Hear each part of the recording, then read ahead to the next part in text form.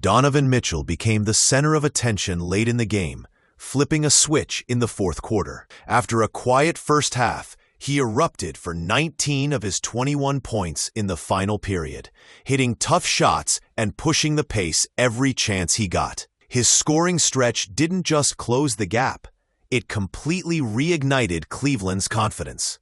Every possession felt like a chance to steal the game back. But while Mitchell's surge was impressive, the Rockets executed just enough down the stretch to regain separation. Their patient ball movement and timely buckets made the difference in the closing minutes. Another major highlight for Cleveland was DeAndre Hunter, who continues to settle into his role with solid scoring and physical play. Hunter led the team with 25 points, attacking the rim, finding his mid-range spots, and giving the Cavs a steady source of offense when everything else felt inconsistent. His performance kept Cleveland within striking distance throughout the night.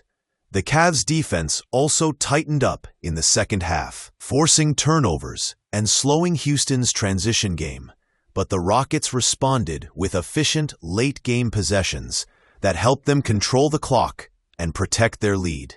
The matchup also offered a good look at where Cleveland's adjustments are starting to click and where more work is needed. The first half exposed gaps in defensive rotations and rebounding, areas Houston capitalized on. But the Cavs' response in the third and fourth quarters showed discipline, better spacing, cleaner shot selection, and improved communication on defense. These are the kinds of improvements that matter in the long run.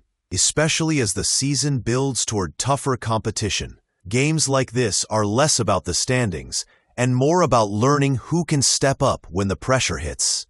As the Cavs prepare to face the Pacers next, this Rockets game becomes a blueprint for both the strengths they can rely on and the gaps they need to close. Mitchell's late surge shows he can carry the offense, while Hunter's consistency proves he's becoming a dependable scoring option.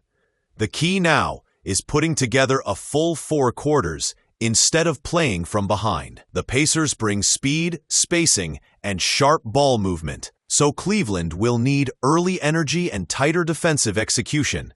If they build on what worked in the second half, the next matchup could look very different and a lot more competitive from the start. You ever watch a game where the energy swings so fast it feels like the whole arena is holding its breath? That's exactly what happened in Cleveland, as the Cavs battled the Pacers in a matchup that had momentum shifts all night long. The Cavs looked out of rhythm early, but the second half turned into a full-on fight as Cleveland sparked a comeback that had fans on their feet. Even though the Rockets pulled away late for a 10-point win, the storyline wasn't about the final score. It was about effort, adjustments, and the sudden burst of fire that came from the Cavs' backcourt in the fourth quarter.